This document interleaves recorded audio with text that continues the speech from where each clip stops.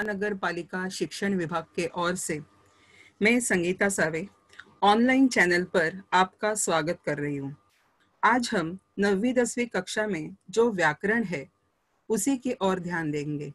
व्याकरण 14 अंक का होता है, मैंने बार बार कहा है। ये 14 अंक में से हमने संधि, अव्यय ये सब हमने देखा है।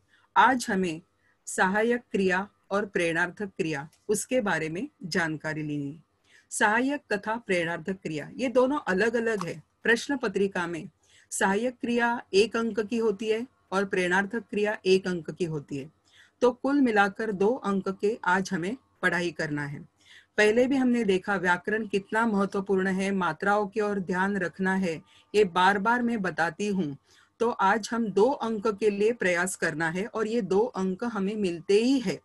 तो सिर्फ थोड़ा सा ध्यान दो किस तरह से। अभी हमारे सामने सहायक और प्रेरणार्थक 2 शब्द है। सहायक का अर्थ होता है मदद। हम जैसे हमारी दुनिया में, हमारे परिवार में एक दूसरे को मदद करते हैं, समाज को मदद करते हैं, वैसे व्याकरण में शब्द भी एक दूसरे को मदद करते हैं। तो इसलिए सहायक का मतलब अर्थ क्या है? मदद। प्रेरणार्थक का अर्थ है दूसरे के लिए काम करना। अभी किसी के लिए काम करना हमें प्रेरणा मिलती है, वो प्रेरणार्थक है। इन शब्दों में से हमें उसकी परिभाषा मिलती है। तो पहले सहायक क्रिया पढ़ने से पहले हम क्रिया देखेंगे। क्रिया जिस शब्द से किसी कार्य के करने का या होने का बोध होता है उसे क्रिया कहते हैं। अभी कार्य के करने का यानी उसके बिना कोई कार्य या होता नहीं है या किया नहीं जाता। हमारे सामने उदाहरण है, राम ने खाना, उसके बाद कुछ भी लिखा नहीं है। तो ये वाक्य कैसे है? अर्थपूर्ण है या? तो नहीं, तो अर्थपूर्ण नहीं है। तो राम ने खाना खाया, खाया ये क्रिया लगाने के पश्चात हमारा वाक्य जो है वो पूर्ण होता है। राम ने खाना खाया, राम ने खाना दिया, ऐसे अलग अलग क्रिया का प्रयोग हम करेंगे तो वाक्य पूर्ण हो सकता है। माँ ने राधा को डैश, हमें अर्थबोध कुछ भी नहीं होता। माँ ने राधा को मारा, माँ ने राधा को बुलाया, ऐसे क्रिया लगाने पर ही, यानी क्रिया क्या है आपको समझनी चाहिए। क्रिया यानी मराठी में क्रियापद कहते हैं, अंग्रेजी में वर्ब कहते हैं। तो उसके बिना कोई भी वाक्य पूर्ण नहीं होता, अधूरा लगता है, इसलिए वो क्रिया होनी आवश्यक है। तो मारा और खाया ये दोनों क्रिया हमने वाक्य पर डालने पर हमारे वाक्य पूर्ण हो गए हैं। क्रिया के पश्चात हम सहायक क्रिया देखेंगे। हमने क्रिया देखा तो क्रिया में भी प्रकार है, सकर्मक क्रिया, अकर्मक क्रिया, संयुक्त क्रिया। तो उसमें से हमें सहायक क्रिया आज पढ़नी है। कुछ विशेष भाव या अर्थ व्यक्त करने के लिए मुख्य क्रियाओं की जो सहायता करती है उसे सहायक क्रिया कहते हैं। अभी विशेष भाव या अर्थ व्यक्त करने, अभी क्रिया हमने देखा वाक्य में क्रिया के बिना वाक्य पूर्ण नहीं होता। उस क्रिया को जो मदद करती है उसे सहायक क्रिया कहते हैं। उसके अलग अलग भाव होते हैं। कुछ भाव जो है वो कैसे होते हैं? तो आवश्यकता होती है, कभी पर क्या होता है कि हेतु पुरस्पर होता है, कभी प्राप्ति के लिए होता है। ये जो भाव होते हैं, अभी यहाँ पर मैंने एक उदाहरण दिया है, भाई ने पुस्तक पढ़ी, ये वाक्य है। भाई ने पुस्तक पढ़ी, पढ़ी ये क्या है? क्रिया है। इसके बिना वाक्य पूर्ण नहीं होता। अभी यहाँ पर दूसरा वाक्य वही है, भाई पुस्तक पढ़ चुका। पढ़ना ये क्रिया है, उसे दूसरी क्रिया भी लग गई, चुका, यानी इस वाक्य में 2 क्रिया आ गई है। यानी पहली क्रिया को दूसरी क्रिया मदद करने आई है, उसके कारण और अर्थ स्पष्ट हो गया। भाई पुस्तक पढ़ चुका। यहाँ पर पहले वाक्य में पढ़ना मुख्य क्रिया है, दूसरे वाक्य में चुकना ये उसकी सहायक क्रिया है। यानी पढ़ने के लिए, यानी मुख्य क्रिया को मदद करने के लिए चुकना ये सहायक क्रिया आई है। अभी यहाँ पर दूसरा वाक्य देखेंगे, सरदार ने दुश्मन को छोड़ा। सरदार ने दुश्मन को छोड़ा, छोड़ा ये क्रिया है, उसके बिना हमारा वाक्य पूर्ण नहीं हो सकता। अभी यही वाक्य सरदार ने दुश्मन को छोड़ दिया। अभी इस वाक्य में 2 क्रिया आई है। छोड़ना ये मुख्य क्रिया है वाक्य की, उसको दिया ये सहायक क्रिया है।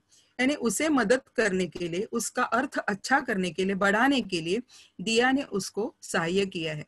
यहाँ पर सरदार ने दुश्मन को छोड़ दिया व्याकरण का भाग है। तो दिया ये शब्द मैंने कैसे लिखा है, मराठी में रस्व कहते हैं, हिंदी में पहली वाली मात्रा कहते हैं।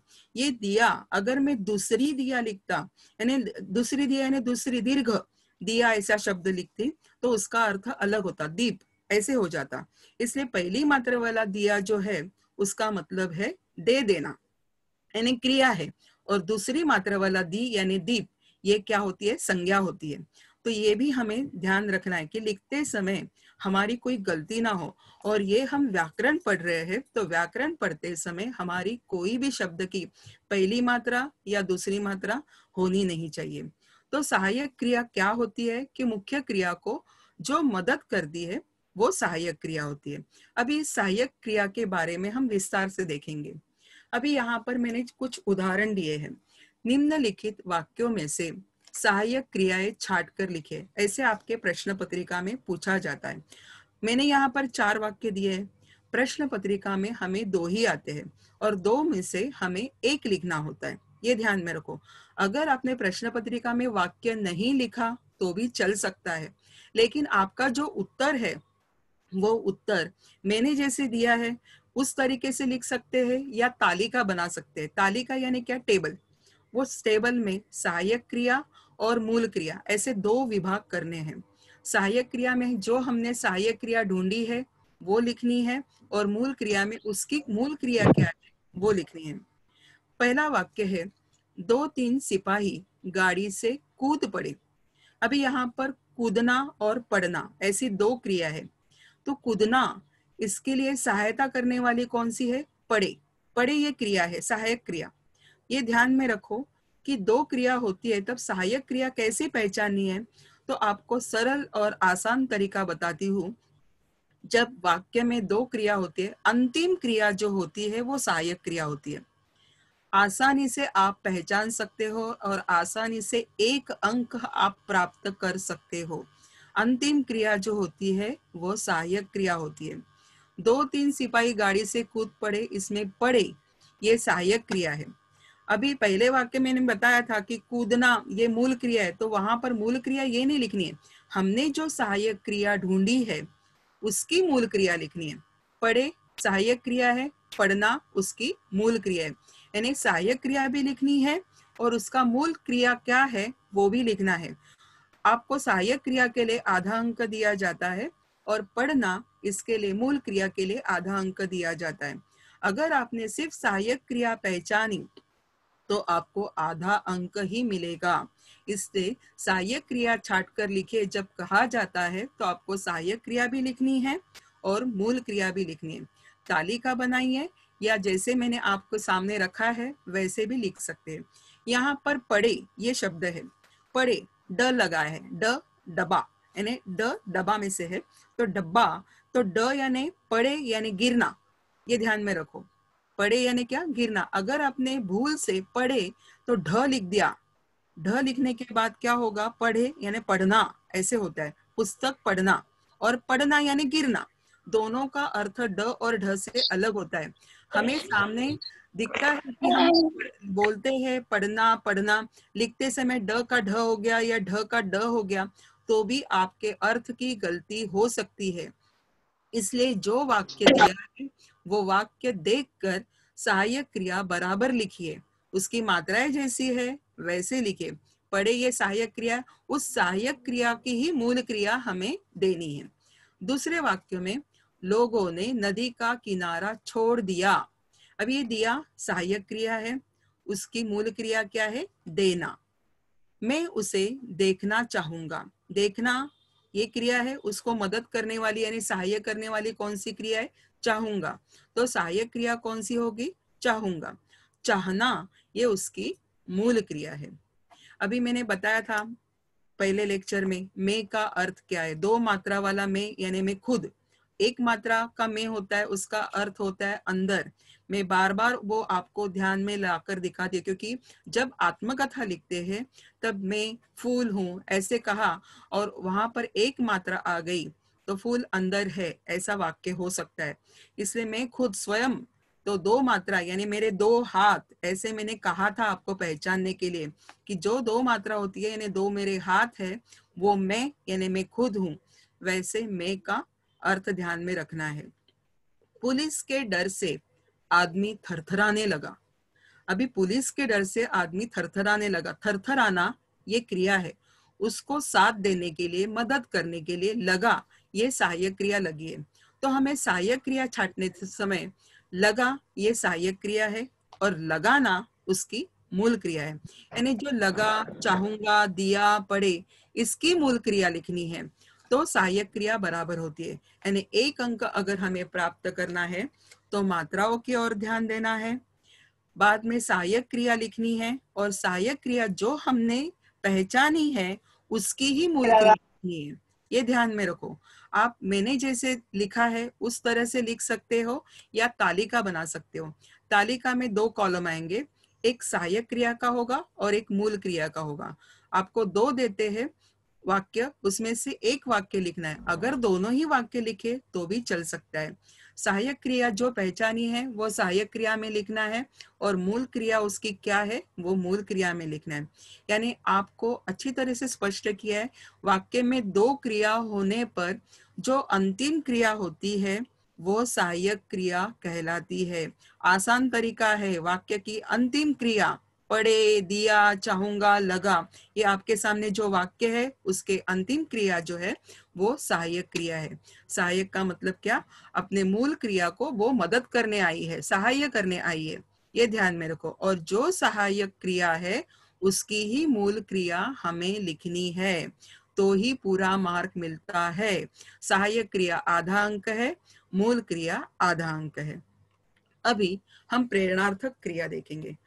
प्रेरणार्थक क्रिया यानी पहले ही हमने देखा, प्रेरणा यानी क्या, दूसरों को जो प्रेरणा देता है, दूसरों को जो मदद करता है उसे प्रेरणार्थक क्रिया कहते हैं। जिस क्रिया से यह मालूम होता है कि कर्ता दूसरे के लिए काम कर रहा है, कर्ता यानी क्यों, जो काम करता है, जो मुख्य है, वो दूसरे के लिए काम कर रहा है, उसे प्रेरणार्थक क्रिया कहते हैं। आपके सामने मैंने वाक्य लिखा है राम कहानी लिखता है। कहानी कौन लिखता है, राम, यानी करता है वो। राम कहानी लिखता है, लिखता है, लिखना ये क्रिया है, लिखता है। दूसरे वाक्य में क्या कहा है, पिताजी राम से कहानी लिखाते हैं। यानी राम को कहानी लिखने के लिए प्रेरित कौन करता है, पिताजी। यानी पिताजी ने राम को प्रेरित किया है, यानी वो प्रथम है। जिसने प्रेरित करते हैं वो प्रथम कहलाते हैं। और दूसरे वाक्य में क्या कहा है, पिताजी शिक्षक द्वारा राम से कहानी लिखवाते हैं। अभी पहले वाक्य में पिताजी ने प्रेरित किया है इसलिए वो प्रथम प्रेरणार्थक है, और दूसरे वाक्य में पिताजी ने शिक्षक द्वारा यानी शिक्षक को बीच में लाया है, किसके द्वारा वो काम करवाया, तो लिखवाना, लिखवाते, तो लिखवाते आया है, लिखना का लिखवाते आया है, यानी ये दूसरा प्रेरणार्थक है। हमें प्रेरणार्थक भी एक अंक का आता है। प्रेरणार्थक में भी हमें तालिका करनी पड़ती है, मूल क्रिया, प्रथम प्रेरणार्थक क्रिया और द्वितीय प्रेरणार्थक, और उसमें जो देते हैं मूल क्रिया, आपको वहां पर भी दो देते हैं, उसमें से एक लिखने हैं। दोनों के दोनों लिख दे तो भी चल सकता है।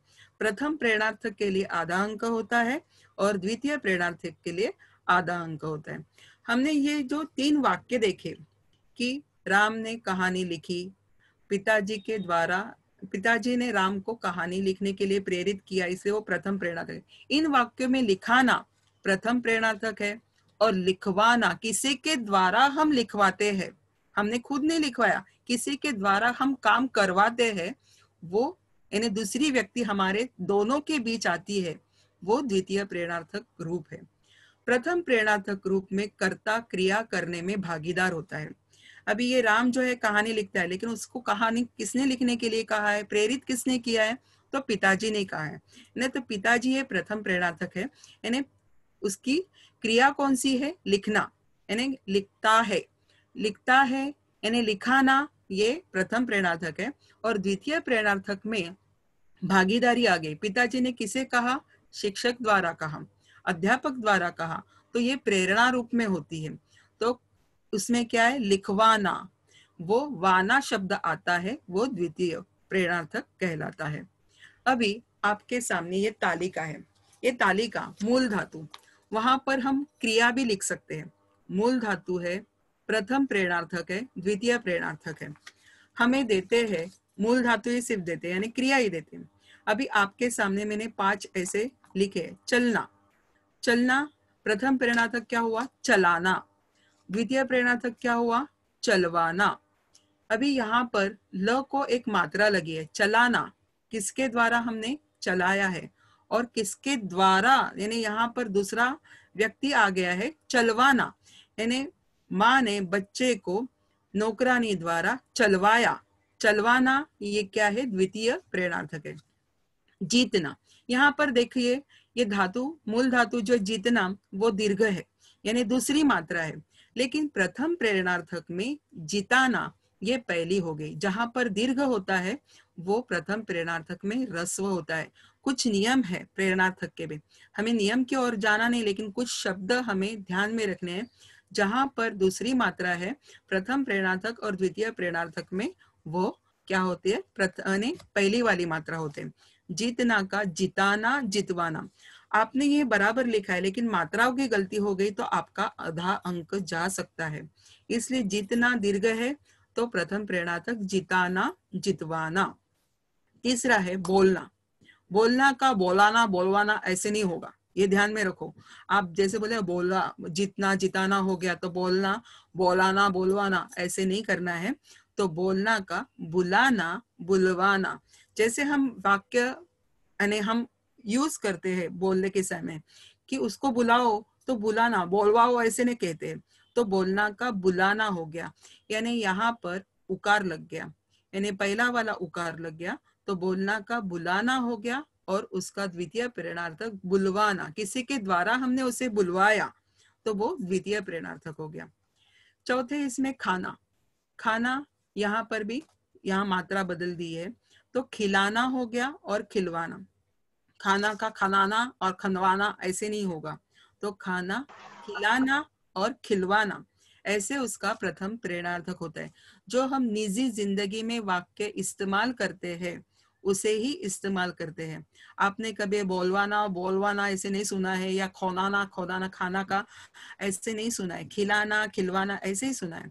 तो खाना जो है उसका प्रथम प्रेरणार्थक खिलाना है, द्वितीय प्रेरणार्थक खिलवाना है, यानी वाना ये प्रत्यय उसे लगता है द्वितीय प्रेरणार्थक में। सूखना, यहाँ दीर्घ दिया हुआ है, जैसे जीतना का दीर्घ है, यहाँ पर उकार दीर्घ है, तो उसका प्रथम प्रेरणार्थक सुखाना या सुखलाना ऐसे हो जाता है। और यहाँ पर द्वितीय प्रेरणार्थक में वाना लगता है, सुखवाना। इस तरह से आपको अलग अलग, यानी मात्रा बदलने पर पहले की दूसरी हो जाती है, दूसरी की पहली है, लेकिन दूसरी की पहली हो जाती है। बोलना है उसकी बुलाना हो गई, खाना है उसकी इकारांत हो गई, खिलाना हो गई। कहाँ पर उकारांत, कहाँ पर इकारांत, या कहाँ पर दीर्घ का रस्व हो जाता है, यानी पहली मात्रा का दूसरी मात्रा होता, दूसरी मात्रा का पहली मात्रा होता है। तो हमें ये ध्यान रखना है प्रेरणार्थक लिखते समय कि हमारे सामने तालिका होनी आवश्यक है। यहाँ पर वाक्य ऐसे शब्द नहीं लिखना है, चलना, चलाना, चलवाना ऐसे लिखना नहीं है। तो अच्छी तरह से पेश करना है। हमारे प्रश्न पत्रिका में भी हमें अच्छी तरह से पेश करके यानी टेबल करना है। एक उसे मूल धातु, प्रथम प्रेरणार्थक, द्वितीय प्रेरणार्थक, और बाद में आपको जो दिए है उसको बताना है। यानी जो धातु दिए है या जो क्रिया दिए है उसका प्रथम प्रेरणार्थक और द्वितीय प्रेरणार्थक लिखना है। अभी प्रथम प्रेरणार्थक के लिए आधा अंक है, द्वितीय प्रेरणार्थक के लिए आधा अंक है। जैसे मैंने कहा, यहाँ पर मात्रा की गलती होने पर आपका जवाब भले ही सही हो, लेकिन मात्रा की गलती हो गई, व्याकरण का प्रश्न है, इसलिए फिर आधा अंक हो सकता है।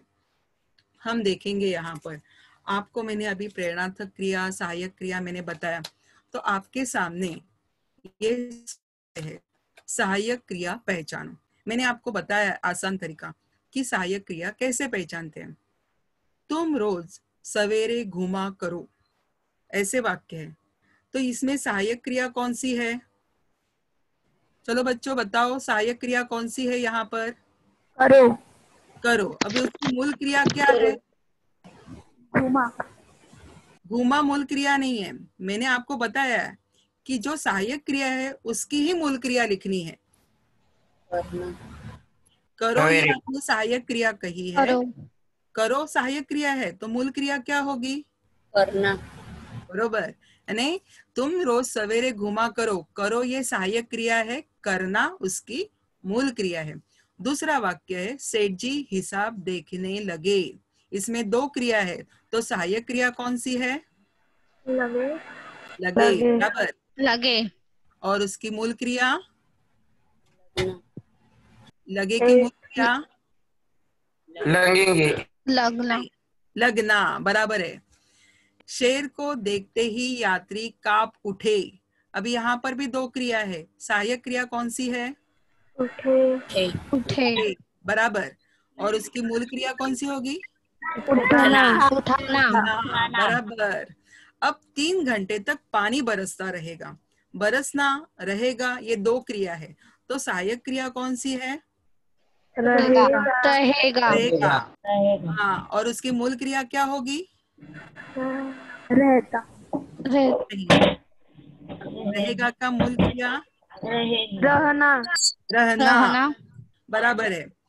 राम वहां बड़ी कठिनाई से जा पाया, जाना और पाया, ऐसे जा पाया, ऐसे दो क्रिया है, तो सहायक क्रिया कौन सी है? पाया। पाया। यानी सहायक क्रिया आपको अच्छी तरह से पहचानने को है। मूल क्रिया क्या है उसकी? जा। पाया की मूल क्रिया कौन सी है? पाई। पाना, बराबर है। यानी आप ध्यान से रखो, यानी आपको सहायक क्रिया तो मिल जाए, आधा अंक तो मिलता है, लेकिन उसकी मूल क्रिया, मूल शब्द क्या है, मूल क्रिया कौन सी है, क्रियापद, मराठी में जिसे क्रियापद कहते हैं, मूल क्रिया कौन सी है ये भी आपको आनी चाहिए, तो आधा अंक उसका भी है।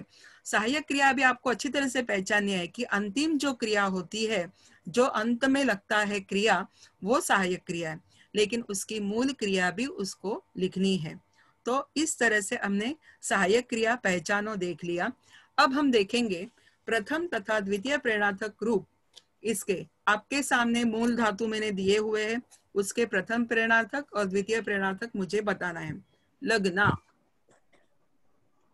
प्रथम प्रेरणार्थक क्या है? लगाना। लगाना। बराबर। द्वितीय प्रेरणार्थक? लगवाना। लगवाना। देना का? देना। क्या होगा प्रथम प्रेरणार्थक? कुछ नियम है, मैंने बताया है। थैंक यू यार, थैंक यू। देना का प्रथम प्रेरणार्थक क्या होगा? देना क्या होगा? देना का प्रथम प्रेरणार्थक क्या होगा?